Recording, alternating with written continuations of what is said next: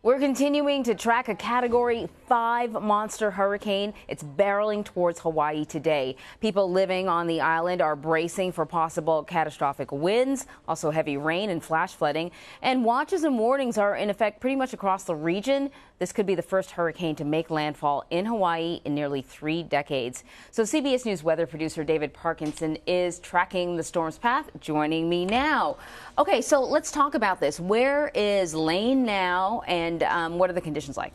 So we're continuing to watch this as it gets closer and closer to Hawaii. So it is now the closest Category 5 to make it to Hawaii on record, and it is now just about 300 miles from the southwestern point of the Big Island. It's about 385 miles from Kona. Okay. It's 160-mile-an-hour winds. It's moving at 9 miles an hour, so it's not moving very quickly.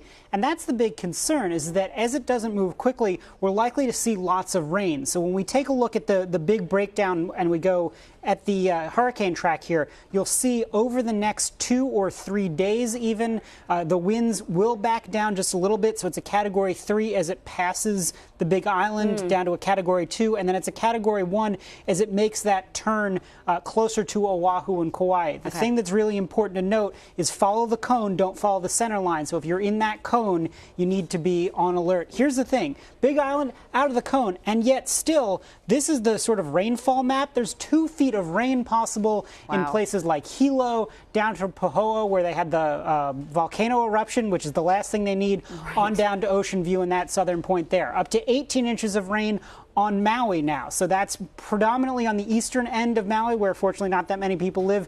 But in Kahului, which is the main town on Maui, you're looking at anywhere around 1 foot to maybe 1.5 feet of rain there. 10 to 15 inches on Oahu. That's the most populated island. There's 1 million people living there. So the big concern there is if you have this freshwater flooding, you have all the extra rain moving into canals and things like that, you could really have a really bad flooding situation, even if you don't get the winds materializing. Here's the thing. The winds are on the low end. This is the official things out of the watches and warnings, 45 gusting 65.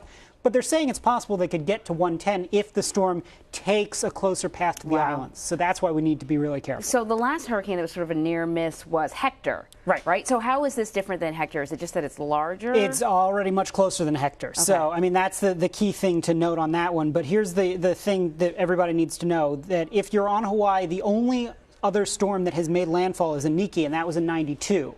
You go back to that, Hawaii wasn't even a state when Dot made landfall in 1959. Wow. So that's you know, the collective muscle memory is not there on the Hawaiian Islands in terms of how those all compare in terms of paths. We're already closer than Hector. We're already stronger than Hector.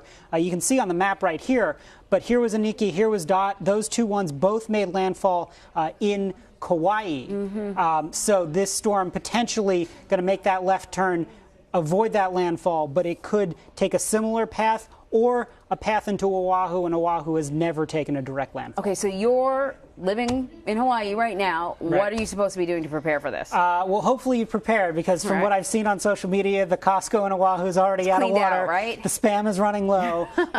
But, you know, the important thing, seriousness here, you know, I know it hasn't gotten quite the level of attention from the national media. This is a very serious storm, so please take it seriously. You should have a hurricane preparedness kit, but if you don't, make sure you have flashlights, batteries, food, water, and if you are right along the water in a storm surge zone, you need to think about getting away from it. Thank you very much.